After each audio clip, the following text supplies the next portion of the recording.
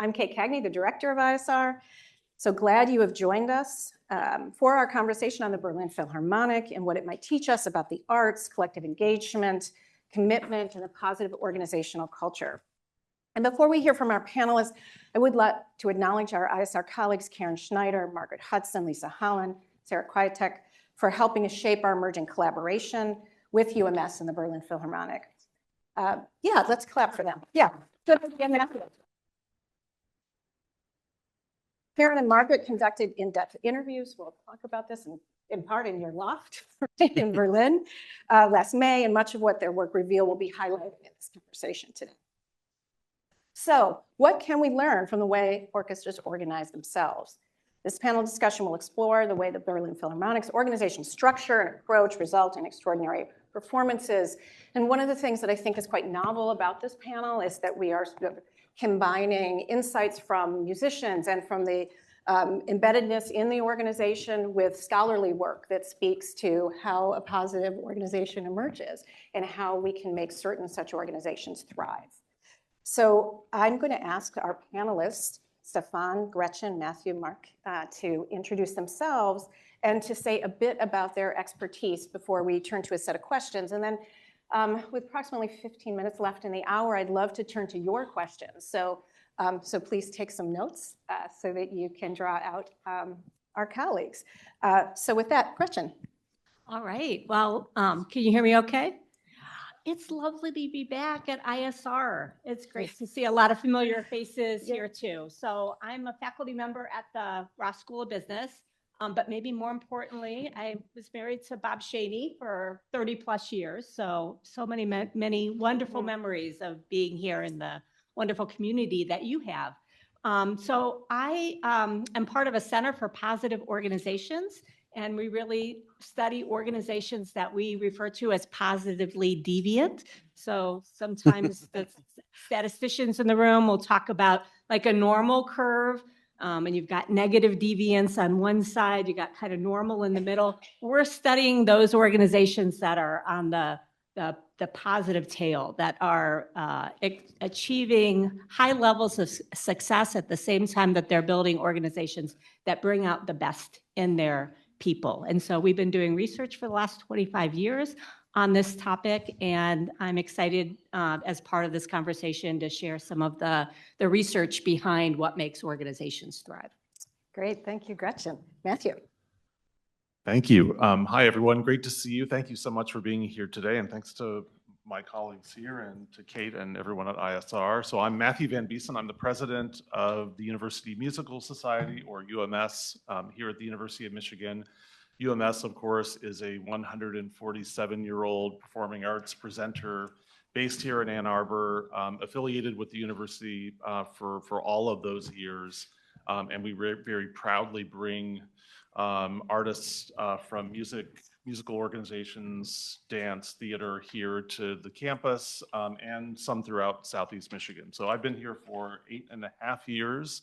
I was hoping that Stefan would introduce himself first as the principal horn of the Berlin Philharmonic, so I could say that I'm a recovering French horn player. I'm also a recovering orchestra manager because while I started my career as a professional French hornist in the orchestra in New Orleans, I then went on to be an administrator and a manager for the Houston Symphony, the Melbourne Symphony in Australia, and at the New York Philharmonic before coming to UMS. Great, thank you, Matthew. Yeah, Stefan. Yeah, I'm very happy to be here, and I have to say I'm really sorry for my general appearance. I'm stay number 3 of waiting for my luggage. So I would wear a jacket or would have been shaved. Don't come to. No, it's okay. I am, as Matthew said already, I'm principal horn of the Berlin Philharmonic. Beside of that, I was a long time elected orchestra committee member, and with that also a member of the executive board of the Berlin Phil. I think I might have to explain that a bit later because that will take now 5 minutes. Before that, I've been a horn player in the Frankfurt Opera, in the Orchestra Philharmonique de Nice in France, and I'm a traveling musician, as chamber musician, as soloist, and I'm more nervous from talking than playing the horn, definitely. So. My name is Mark Clague. It's really a thrill for me to be here on this panel, and I'm so excited to see all of you and just really to thank Kate for this partnership with the University Musical Society. And it's just great to see ISR researching the arts and sort of bringing our campus together. So I'm really excited not only for today's panel, but the sort of work that you guys are doing to really, insert yourself into all the ways that the arts and the university is humming along. I am the executive director of the University Arts Initiative, which is in the Provost's office, and really seeks to center the arts in the mission of research, service and teaching here at the University of Michigan. My faculty position is in the School of Music, Theater, and Dance, where I'm a musicologist. And I started studying basically musical institutions in 19th century America and the way in which auditoriums and presenters and orchestras and the structures of those things leveraged sort of their mission, but also the financial resources and sort of the story of how they contributed to American democracy as part of that work. So I also am a recovering orchestra musician myself, a bassoonist, but that recovery recently took a turn when I joined the Life Sciences Orchestra on campus. So I recently started playing again. So I figured if I'm trying to encourage all of our students to get involved and make music and all the staff and faculty, I probably should give it a try.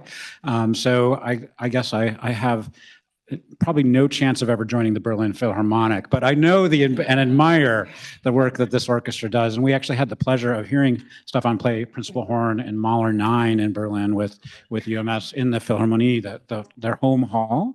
And of course, we have this ongoing relationship where the orchestra is coming to campus every other year, basically. But in those intermediate years, we have musicians coming both to make music with our students and sort of interact with our students. We sent students to Berlin. But UMass has really been the catalyst of this larger partnership. So it's exciting to mark that with our panel today. Great, thank you, Mark. And Stefan, I'm going to ask you to sort of, if you will, set the stage for us. And you could describe how the Berlin Philharmonic is organized, say a bit about its history and how that evolved into its modern structure. And in some sense, what does it mean to be self-governed? I was afraid of that question because this is a long build up. I mean, the orchestra was founded in 1882, so that's quite a while ago. Who's very quick. We have our 150th Jubilee in 6 years. But the now existing form is a foundation, Stiftung Berliner Philharmoniker, and this exists since 2002 only. All of the democratic processes we have in the orchestra are now written down into this foundation, and it's a bit overwhelming to say how many people actually are elected by the orchestra to different functions. So if I start with the whole foundation, it represents the 130. We have 130 musicians in the orchestra, which is quite a lot. We have about 190 persons staff, so members of the different departments of marketing, artistic planning, press. We have the people working for both halls, from the people heating the halls, from the lighting department, whatever. All these are under this big umbrella of the foundation. And the foundation, so money is maybe also interesting. Money is always interesting. The budget of the foundation is about 43 to 45 million per year.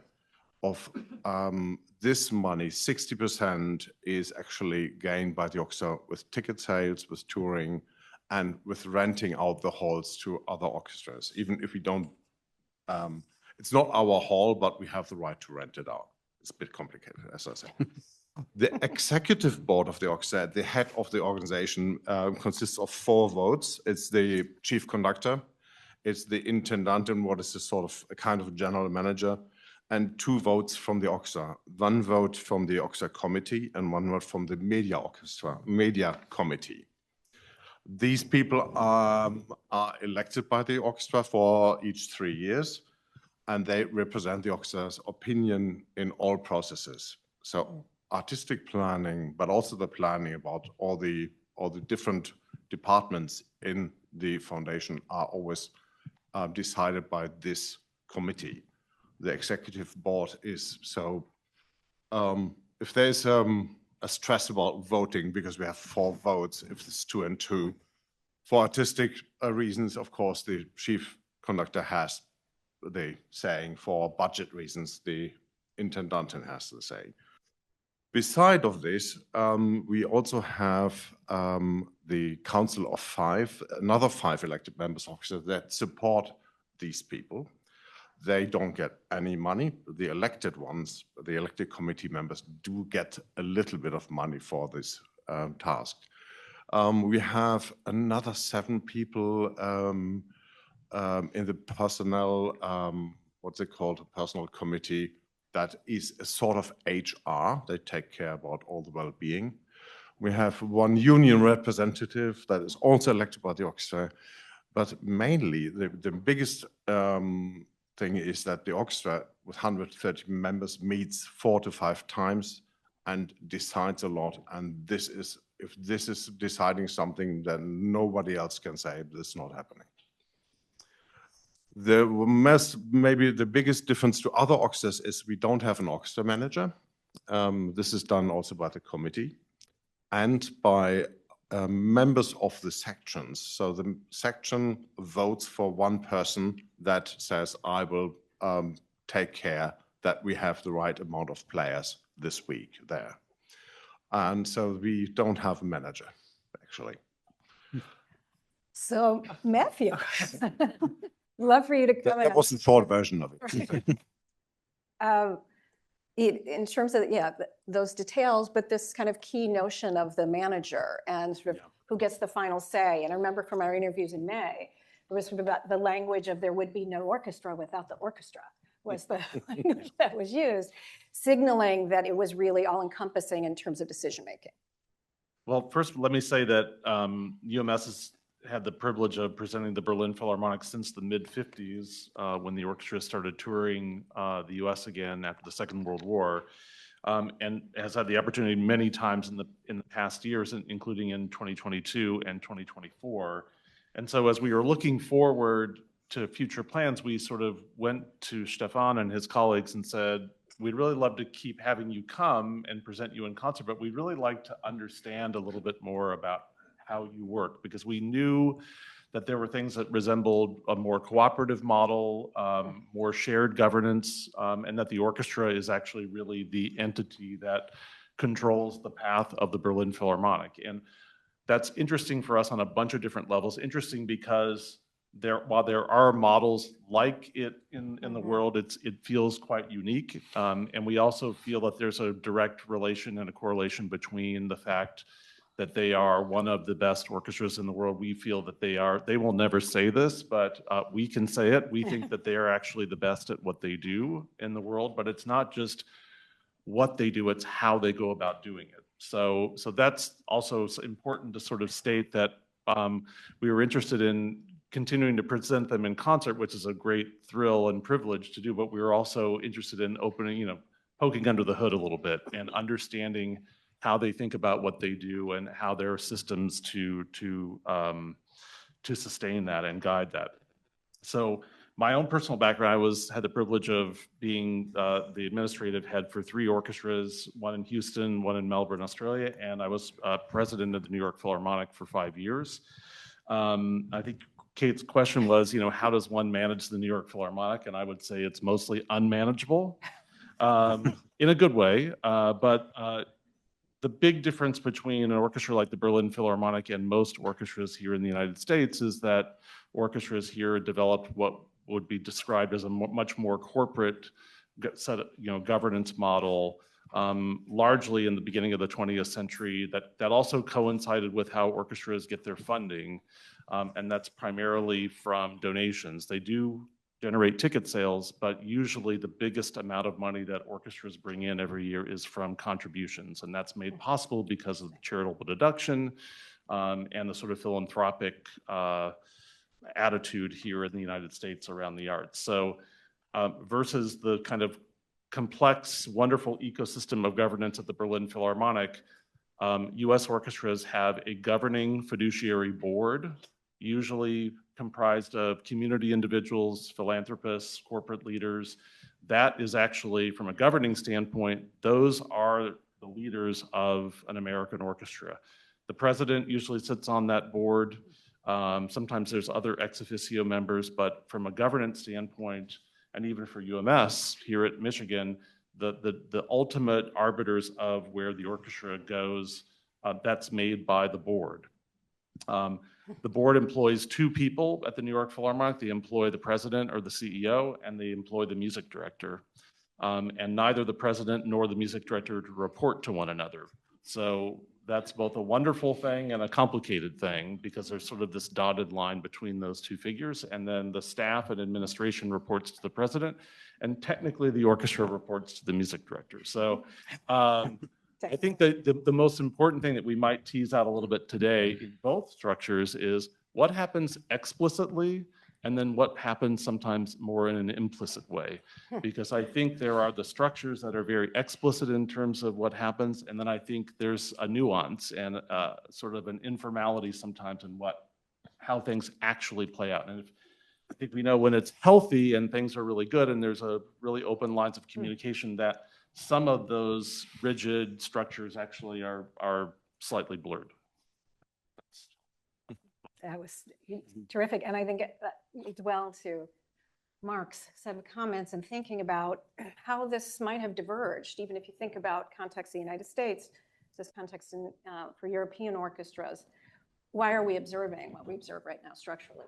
No, it's a great question. So, I mean, just to state the obvious, so the whole orchestral tradition started in Europe, and it largely started in a court culture with some type of, lord or king or whatever, who would have musicians who were sort of considered servants of that king, and often had a dual role, actually, playing their instrument, but also doing something else for the lord and the feudal system.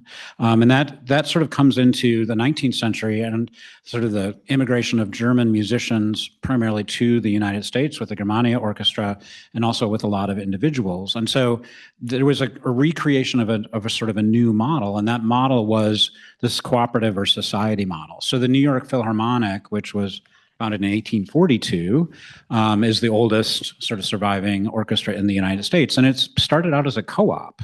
And so maybe even in a more radical way than the Berlin Philharmonic is today, I mean, all of the members, they actually chose the conductor from among their musicians. They, at the end of the year, they basically added up all the receipts, income and expenses, and whatever was left over got split equally among all the members of the co-op. And so there are a lot of flaws to this. For instance, if you wanted to pay rent or buy a house, you don't know how much money you're going to make until the end of the year, and you do all this work and you don't really know. But it's sort of radically cooperative in that sense. So there's a long tradition of that, but it was hard to take to scale. I mean, it was really a society in the sense of people who loved making music, wanted to make it a professional endeavor, but it was as much a society, a philharmonic society of people coming together for the purpose of making something happen. And this, of course, I mean, if you go, back to sort of the exploration of American culture, the sort of notion of banding together, creating nonprofits, creating societies the University Musical Society was also, in a sense, of society of professors who wanted to perform the Messiah every year, and they needed an orchestra and they needed support, and they created that. And so, there's this whole tradition in the 19th century that the other models that sort of are used for orchestras, and there were 6 in the United States, there was sort of an amateur club model, there's a conservatory model with schools, there's an entrepreneurial model with like a particular charismatic individual like Theodore Thomas, who founded eventually the Chicago Symphony, but then also this more corporate or nonprofit model, which is really what's coming today. And I think the interesting, or one of those implicit things in the American system that's not going to work in Berlin is that there's an antagonism between the musicians and the sort of administration that often gets played out. And there's a distance between the musicians who, as Kate pointed out, are the orchestra in some ways. The musicians are the entity, but the governing board, which is built by American nonprofit structures, often gets pretty far removed from the day-to-day work of the musicians. So we had dinner last night with Stefan, and one of the great stories you told was hosting donors at your home as part of a fundraising auction item. And I don't think that happens very often in the United States. There'd be a development office in the orchestra, and they would manage the board and they would manage the donors.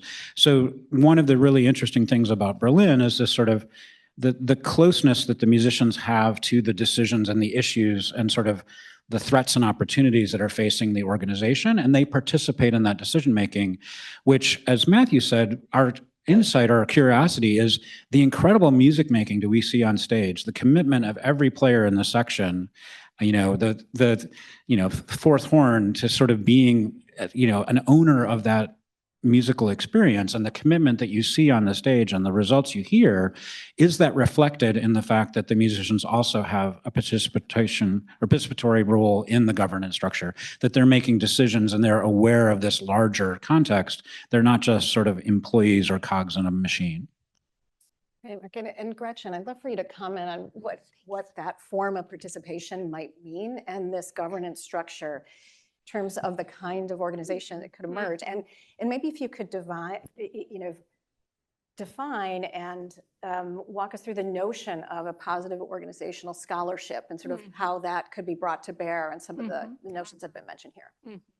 So as I listened to you, Stefan, and did a little bit of background reading about the Berlin Philharmonic, they do sound like a very positively deviant organization. They're not modeling themselves after any other orchestra. They're figuring it out as they go along. And I think that's one part about a positive or a thriving organization is one that is updating itself.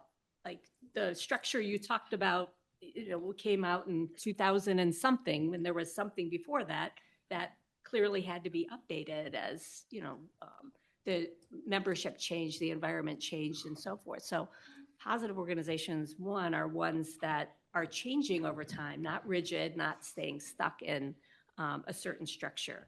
And then another really important piece is that they hold tensions. They embrace tension rather than tamp down tension. And so one big tension that I hear, and that is very common, is the tension between what the organization needs and what the individuals in the organization need and want. And often in modern organizations, those things are in conflict with each other. And so you see things swing one way or the other, but positive organizations are ones that can hold that tension in place to recognize those different needs. One of the things I was impressed about with the Berlin Philharmonic is that players are able to do other things besides that job, play in ensembles, or you are doing different kinds of traveling yourself. And that is encouraged, right? Rather than seeing that as, oh, you are, not committed to the organization. That's part of helping you develop as a professional, keeping you fresh, getting the word out of the Berlin Philharmonic. And so rather than seeing the organization as very tightly coupled, it's embracing that more loosely coupling where you have a life that is partially part of the Philharmonic, but then also embedded in other places too. And Matthew, you were saying there are probably some parts that are maybe more tacit or implicit. And I think what makes that work is trust. So as soon as you lose trust, then that tension becomes unbearable. When you have that trust between individuals and leadership or individuals in the organization, that goes a long way in terms of people being more comfortable with that tension. I think the other thing that's really unique is that the members of the orchestra are selecting the people they want to work with. And so that really creates ownership too. Like you can have somebody who maybe is a most beautiful player, but if people don't like that person or that person's really a prima donna and they don't want to work with them, they're not going to be selected. And that is really powerful too in terms of building that sense of ownership, that they have a say. It's like, I'm not stuck working with these people. I'm part of the process of selecting them. And so I think trust is a really crucial piece. Tension is a really important piece. And then a piece that's really near and dear to my heart and my research program over many years is empowerment of people, that people feel empowered. And we know that when people feel like their work is meaningful or has a purpose, and I, again, hear those elements there, people are making beautiful music that brings people together. when they feel like they have self-determination over how they do their work, they have a say. You use the word, they're not just a cog in the wheel, right? Mhm. They're having a say in how work's done. And then they feel like they have an impact. And sometimes that impact is shared finances, but some of it is seeing, the reputation or how the organization is viewed by society and the pride that comes from that. So those would be some of the most important pieces I hear in what I'm hearing you talk about, Stefan, and what we know about positively deviant organizations. Maybe just quickly to explain, the orchestra chooses its members, meaning that in the auditions that we hold for 3 positions, the orchestra sits in the last final round and decides with a majority for a musician to become a new member for 2 years probation. And after the 2 years probation, he needs 2/3 of the votes of the orchestra to be a standing member of the orchestra. Also, the orchestra votes for his own principal conductor. That is something that not many of the orchestras in the world have. But all 130 are involved in that decision. That's, yeah. The whole orchestra. Yeah. And that 2-year probation is also important too, right? Because we all can be on our best behavior, right? When we're interviewing and really keep that up over 2 years. And my understanding is people actually have to sign off on that they're putting their name behind the selection. There's an interesting organization that is called Menlo Innovations. They're kind of by the Michigan Theater. And they have a similar way that they select people, that they actually have people do coding as part of the selection process.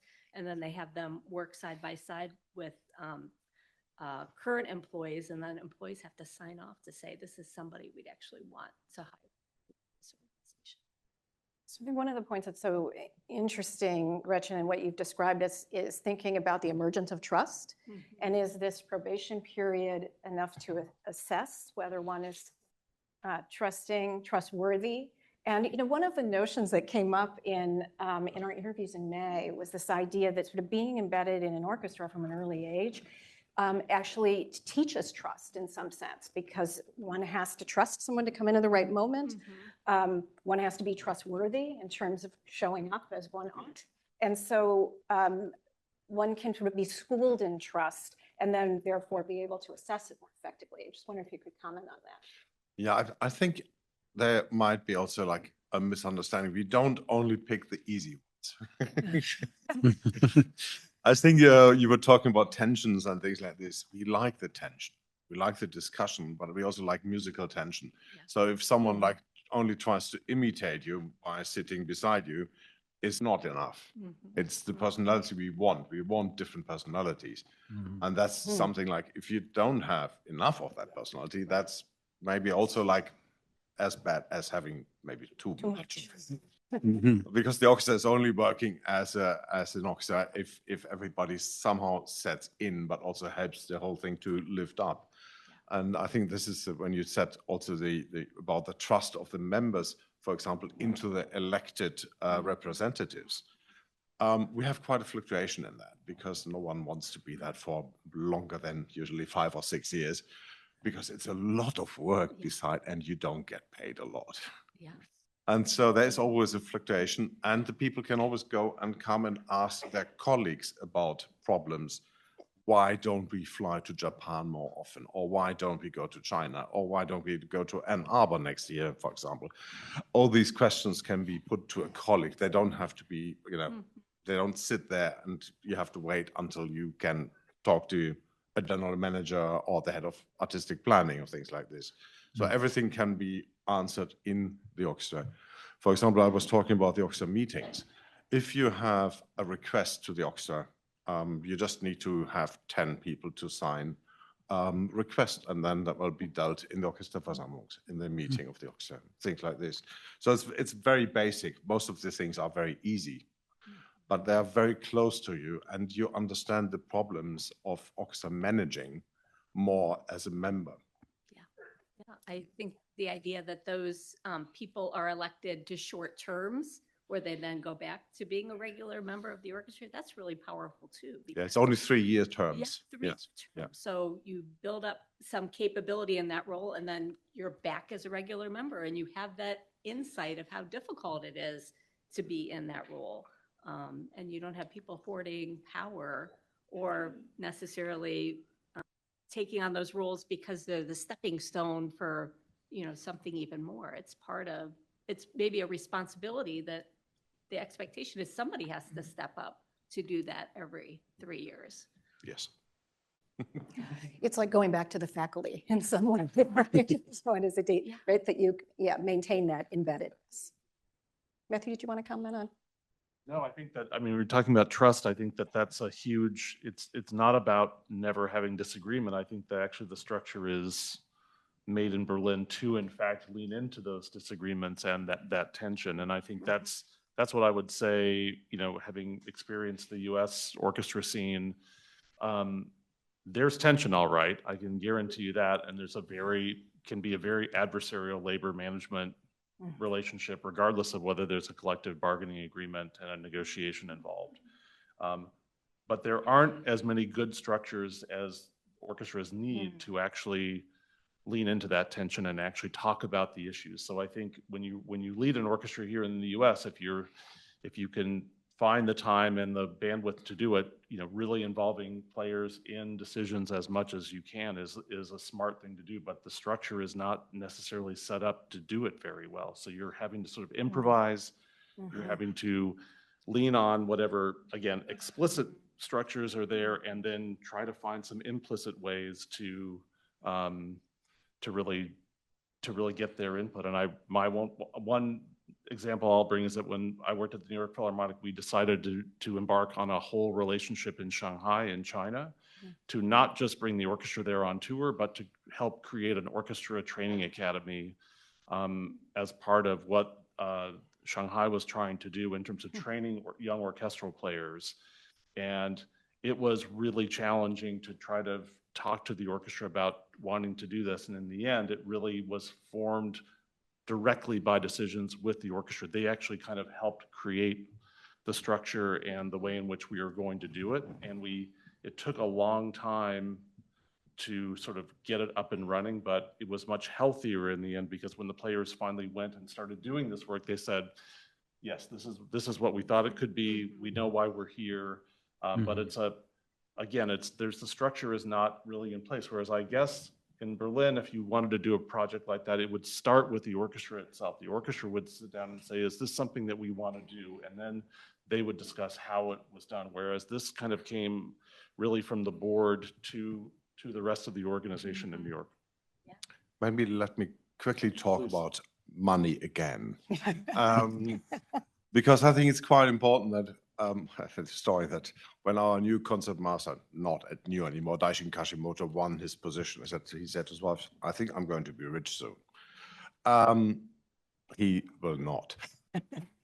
We have a very basic financial structure in the orchestra that everybody earns a salary, and the principal players will get 15% more, and the concertmaster will get 30% more. So it's very different to a lot of American orchestras where you sit beside your colleague and you earn more as double as him. So we don't have that. What we have instead is we have much more free time than most of members of American orchestras to do the chamber music, to develop our skills in different fields of playing solo, teaching, doing chamber music, or just doing something completely different in the time.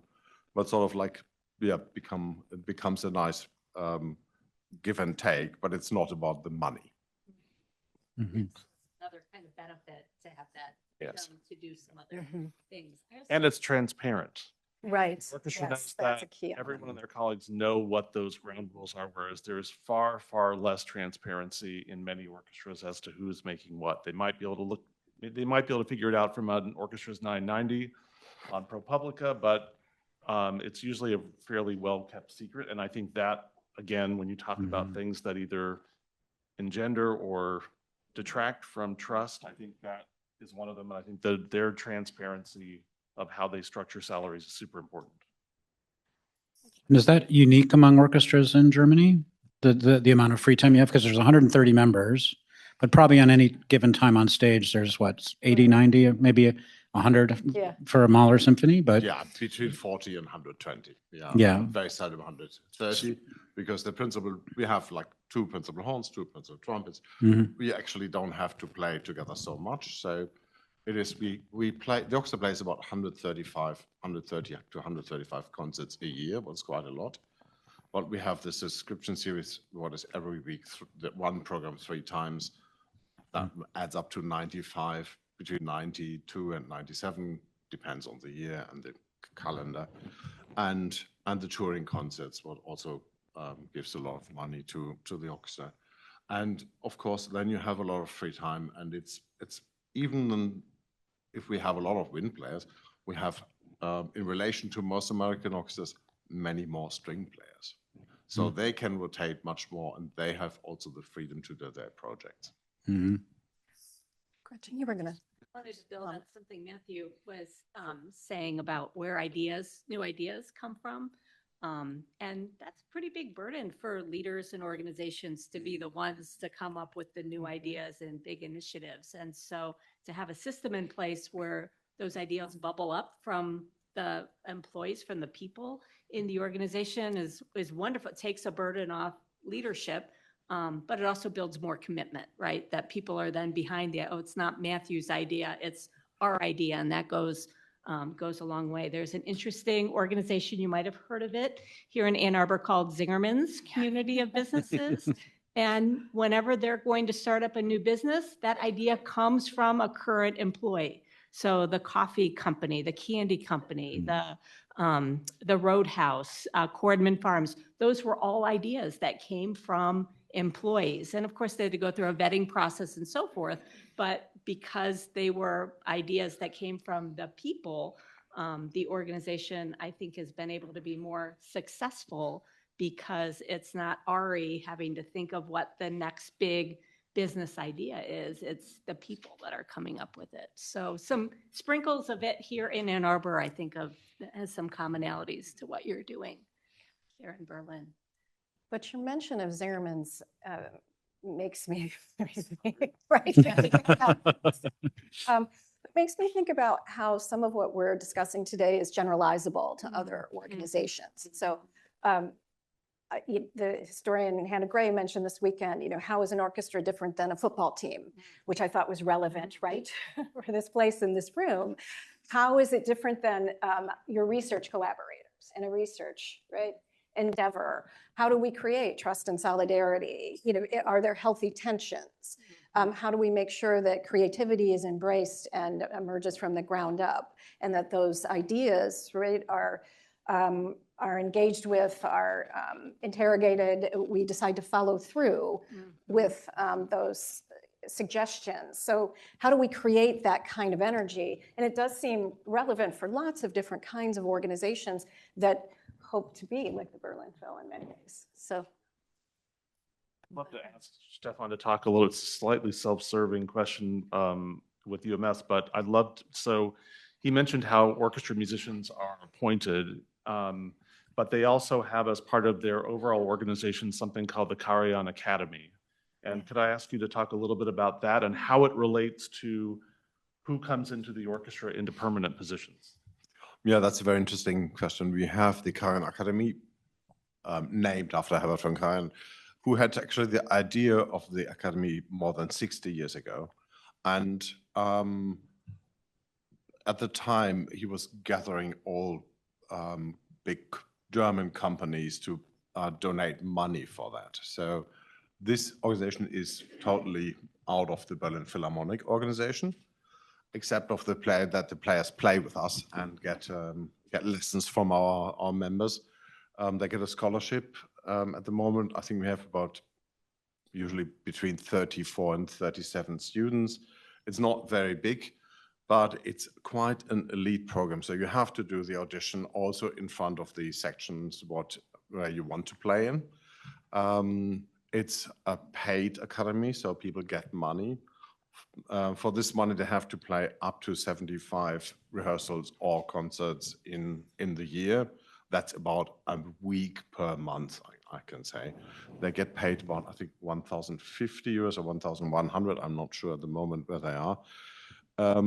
But in the last 6 years, this academy has generated 40% of our members. Because they have 2 years in the orchestra, they play 2 years, they learn how the whole musical world functions, and they, of course, adapt to the style that we want to hear in the auditions. Mhm. So can you tell us a little bit, I'm just curious about the traditions of the orchestra, and when you become a member, you also know that you have the expectation to be in one of the greatest orchestras of the world. Is there a way in which, you know, the perspective of the musician shifts when you joined the orchestra? Did that change the way you approached music making in some way? Or, you know, is there a part of the social construct of being a member of this group that actually inspires people to raise their level of artistry?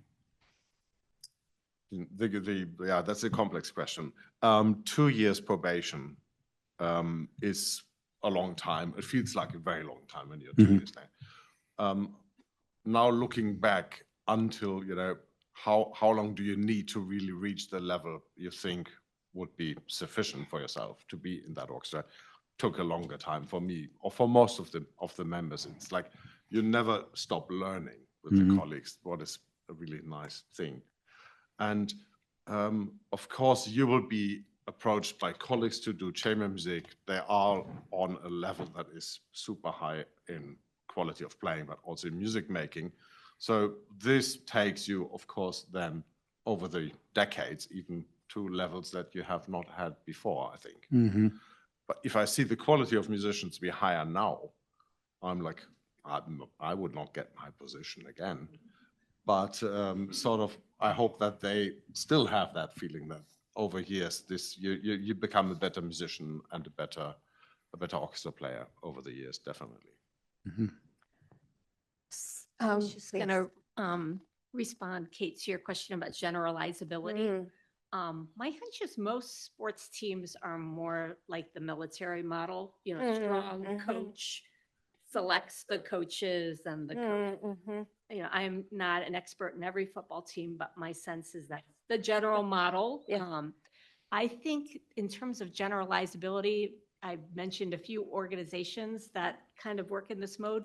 They're all smaller organizations. We don't see this as much in large organizations. I think it's harder to put into place when you're working with thousands of people as opposed to hundreds of people or even less.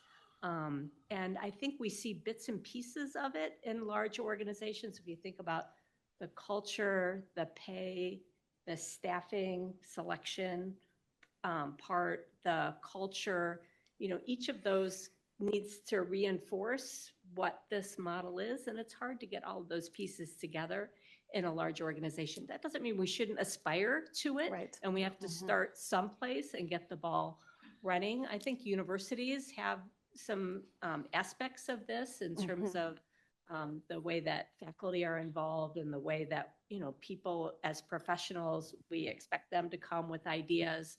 At ISR, so much happens through the idea generation of grants and so forth. So I think we see some clues, but I think it's more likely to happen in smaller organizations where there are fewer people to pull together.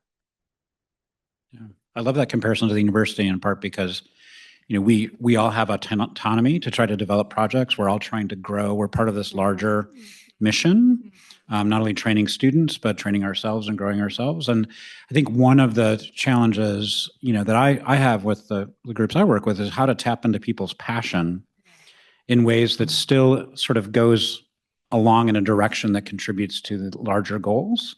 And you know, it sounds like in some ways that members can, you know, if they can get 9 colleagues to join them, they can put something on the docket. They can propose a new idea to the orchestra that, you know, takes the whole institution in a different direction. But it seems to offer some balance between that individual motivation and the energy someone brings when they see their own idea blossoming, as opposed to sometimes we can see the orchestra as, you know, everybody's just sort of playing these parts that are handed to them. Other people are making the decision about, a composer has made a decision about what to play. Composer's telling you when to start, how fast to play.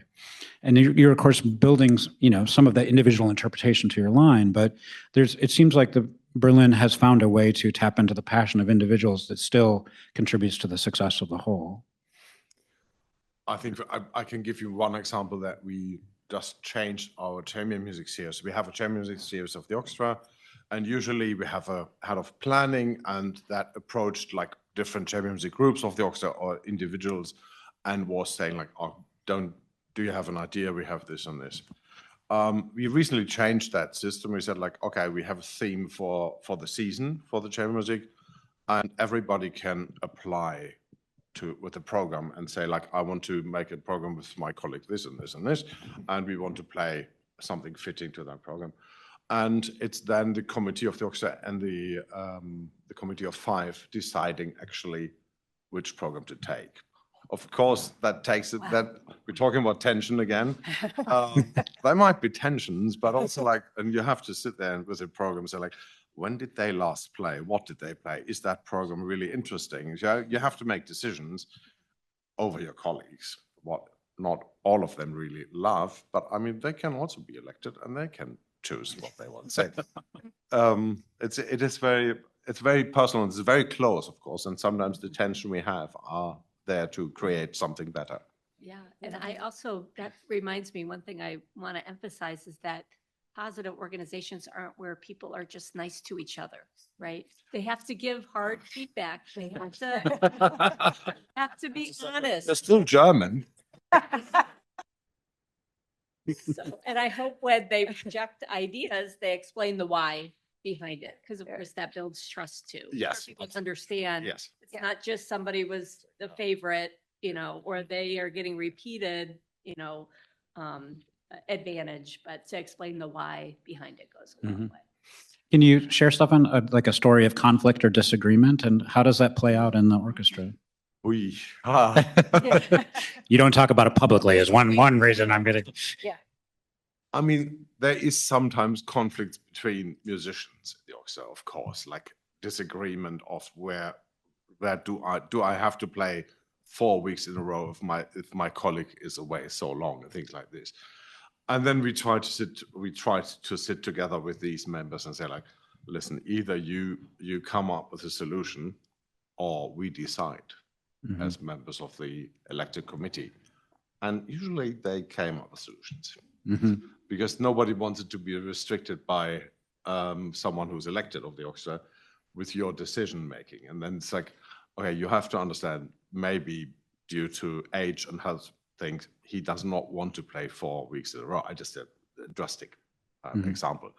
But things like this happen, of course. I mean, there's always some little conflicts and things like this happening, but it's not major conflicts. Major conflicts would be, of course, then if the principal conductor would really like to do something that the orchestra would not do, like, I will only do 21st century composers for the next season, or things like this. That would be, not very clever. So this might be a nice moment to turn over these questions to our community. So we have, I think you're turning up the lights, right? Yep. So please start us out. Hi, I'm Rod Little. I'm on the Heritage faculty at ISR. I'm also on the board of the Ann Arbor Symphony, which is a smaller organization. I work on the artistic side. I was curious to ask Stefan what he sees as the major challenges for the Berlin Philharmonic right now and how the orchestra is going about addressing them. I think I know what the challenges are for the Ann Arbor Symphony. That's probably different in Germany. Money. Well, that's the same as us. This is why I resigned from the board of the organization, because I'm traveling the seat so much that I can say I don't have the time to meet politicians to do all these things, and of course that is always the problem. For me, the problem with the orchestra is always to ask, what is an orchestra for the future, for the 21st century?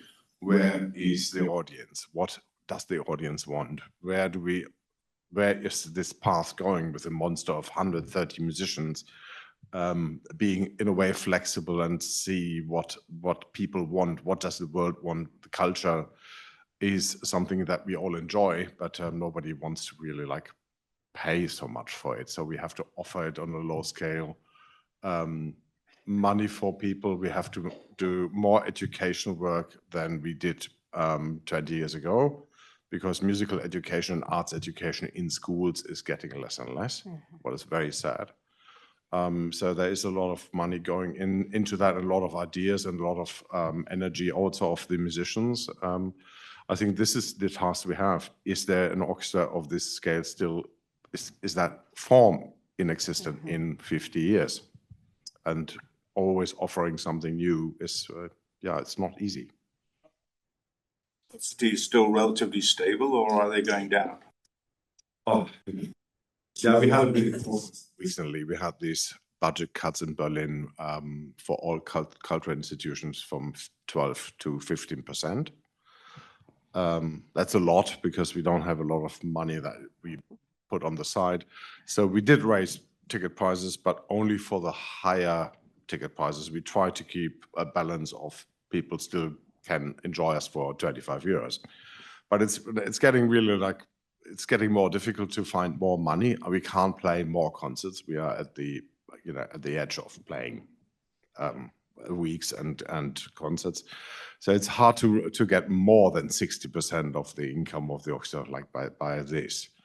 We don't have these big development departments. Our development department has one person because we don't have the system and this donorship. We don't have that. We have friends and donors of the orchestra, but they collect about 1.5 million a year, and all this money goes into mostly string instruments.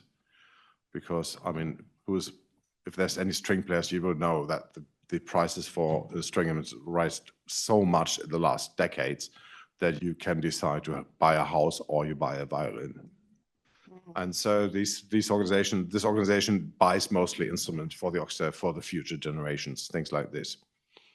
But I think it's money, but also structure and also the idea what culture is for us as humans. Great. Other questions? Great. I'll represent the staff side of the Ann Arbor Symphony. Hi, Rod. Here I am. I want to revisit this idea of trust. I'm the executive at the Ann Arbor Symphony, and I've been in this role for 4 years. And of course, I came in during the pandemic, and a lot of trust issues. Nobody knew which end was up, and there was a lot of reparations needing to be made in all directions. And the way we've really rebuilt over the last 4 or 5 years is to focus on the internal trust. And so I'm glad you brought that up, Gretchen, and everyone's sort of corroborated that. Board staff, musicians all need to be on the same page. And when we approach negotiations, for example, we've got one coming up.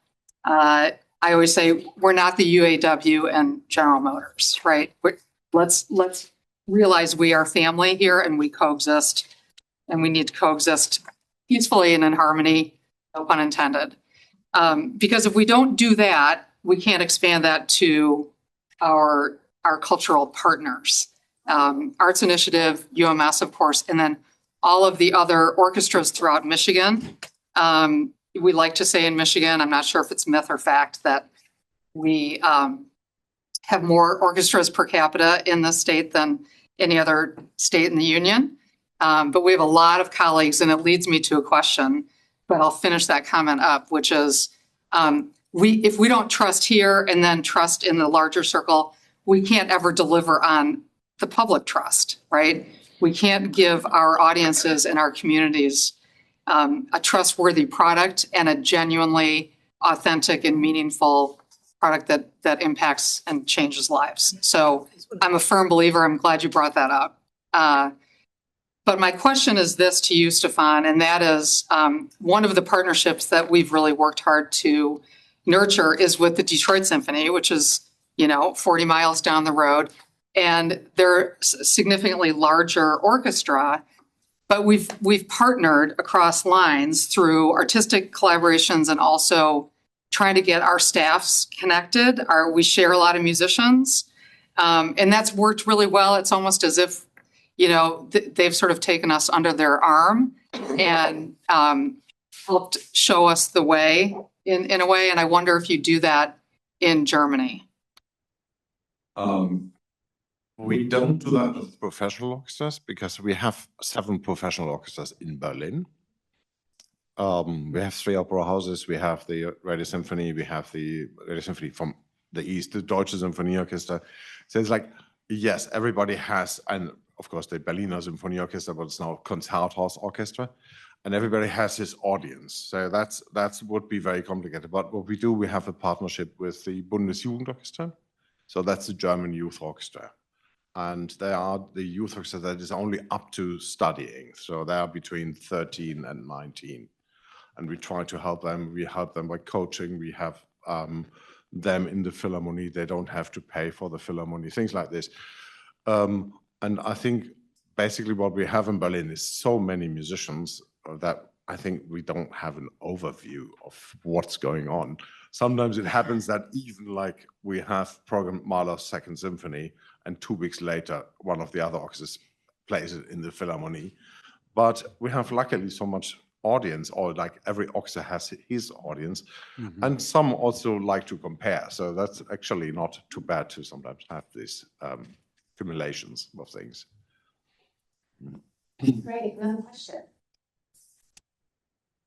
Hi, I am Laura Jackson, and I'm a music director and conductor of Philharmonic. And it's fascinating discussion, all of you actually. But my question, primarily to Stefan and Matthew, is when I look at leadership and the challenges of working in the American orchestral system, what can I take and adapt and adopt from the way that the Berlin Phil works? I feel like over recent years in Reno, we've done a lot of work on trust, a lot of work on repairing relationships, a lot of work on building pathways across the divide from the administration and the board to the orchestra. But I do feel like it's a tiered system, and that we can't actually bridge that in ways that are satisfying. Interesting. I mean, I think if I take the most important thing for me out of the role that I was playing in this committee, for me, the most important thing is the planning of concerts. So, I mean, to have the say for the orchestra in who to invite as guest conductors, who to invite as soloists, and what to program. And I think that is something that is easily to open up and find a committee in orchestra. It doesn't have to be 2, can be 5 people, and to discuss. I think it's more the time to discuss with people and to listen, and then give them the chance to discuss with their colleagues and come back. We were talking about processes. I mean, all these things, like our general manager, Andrea Zietschmann, is an Intendantin, is of course sometimes like very frustrated because her ideas are that she has, and she's having great ideas, but they always have to be processed through more or less all the orchestra. And that takes time, and sometimes that is like, the time is not there, sure. But I think the openness of reaching out to the people and ask, what do you want as an orchestra? Or how can we, what do you think? How do you want to be represented by us? Or do you have an idea for a structure? I mean, you don't have to come up with the ideas, they might, I think. There's a lot of people in the orchestra that think like, okay, why don't we do this differently? And I think asking them is a good thing. Matthew. Tempted to just leave it there, but well, I also think that when they chose their current chief conductor, principal conductor, Kirill Petrenko, how many years ago? 4 or 5 years ago now? Oh, it's 8 now. It's 18. And 18 you yeah, started. before, it's like that's right, before the pandemic. 16. So, but I remember going to actually the opening concert of that year. And sort of, it was really fascinating in a culture where there's sort of a tendency towards conductors who are sort of larger than life and major personalities. It was clear that Kirill actually in the orchestra was more of a partnership, and he strikes me as someone who sees himself as part of the orchestra, you know, structurally. Now, whether that's what the reality is behind the scenes, I wouldn't hypothesize. But I do think, to Stefan's point, Laura, and I know the way you work and think, you know, here in this structure in the US, what can you do, again, explicitly, but also implicitly, to sort of reach out to the players and give them more of a voice? And that happens, you know, in committees for sure, but it also happens just sort of being present and being around and asking people in the hallway, what do you think about this? And how do you gather that sort of feedback along the way? And it's, you know, in some ways you're working around that tiered system that you referenced in your comment. But there is a way to do it, and there is a way for people to be heard more often, I think, you know, again, in those formal structures, but how do you create the informal ones so that people know they can always go to you with an idea or a discussion about an idea that's being implemented and their concerns or suggestions for it? I also have to say that not any of this is always ideal. Of course, if you're elected, I was elected 4 times for this role, but in 2 times, you know, so one time 5 years, and 7 years later I get another 5 years, because I was stopped 1 year before. But you get the critics of the orchestra, of course. You're like, okay, you're moving far away from the orchestra's ideas. Some people will tell you, of course, and things like this come, and it's like you have to process that's true. And there is the danger if you do that too long time that you like, yeah, you have your ideas and you think there might be the orchestras. And yeah, so listening to the persons is always, to the members is always the best. So I believe our hour has come to a close, and I feel like I don't want the conversation to stop, but I think this notion of sort of listening to the members, right, this is a generalizable point that we can take with us for all of the forms of work we do. I know the panelists will be around for a bit right now, so if you'd like to come up and ask a question of one of the panelists, I'm sure they would be open to it. And Can I say one thing? yes, before I please. finish up? First of all, I want to thank Stefan for being here this week. He's actually going to be a soloist with the Boston Symphony next week, a new horn concerto by Esa-Pekka Salonen. He's giving the American premiere, so we're thrilled to have Stefan here, his partner Catherine Isola here with us. He's doing a lot of teaching and coaching while he's here on campus, participating in another sort of panel discussion tomorrow for CHEER, the Child Health Policy Center here at Michigan. So we're thrilled to have him. And an additional sort of shameless plug is that we will host the Karajan Academy that Stefan spoke about. A portion of the Karajan Academy will be here in residence for a week, March 9 through 13th, and we'll perform a concert in Rackham Auditorium on the 13th in collaboration with School of Music, Theater, and Dance musicians here from the University of Michigan. So another chance to sort of see an element or elements of the Berlin Philharmonic universe. And I'll just add another plug that, right, that Wynton Marsalis is here, right, on Friday, Nicola Benedetti is yes, and giving a talk tomorrow and a concert on Sunday. So there's a lot happening this week at UMass. There's so much, and such a gift of the university and of the University Musical Society that we're all able to enjoy very different forms of performance, and also to discuss them and why they matter so much for us, and particularly in this community, and why we're so thankful that you're bringing those musicians to the University of Michigan.